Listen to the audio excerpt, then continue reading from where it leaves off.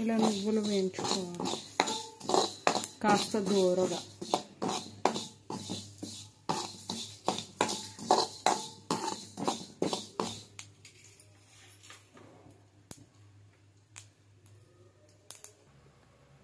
Onion తీసుకొని ఇలా pieces లాగా కట్ చేసుకోవాలి.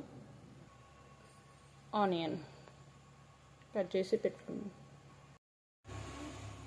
ఇలా పెనం పెట్టుకొని అందులో ఆయిల్ పోసుకొని ఇలా ఆనియన్ వేసుకొని వేపుకోవాలి. ఆనియన్స్ అయితే మగ్గాయి.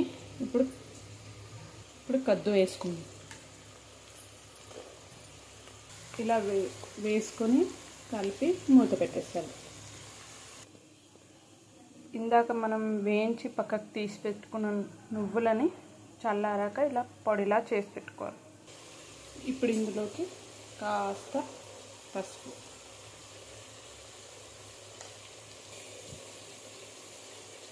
ఇప్పుడు తగినంత కారం, ఇష్టం కారం అన్న వేసుకోవచ్చు, పచ్చికాయల కారం అన్న వేసుకోవచ్చు.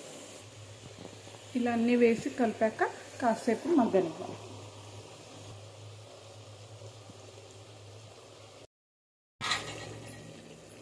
ఇందులో కాస్త వాటర్ యాడ్ చేద్దాం మగ్గడానికి.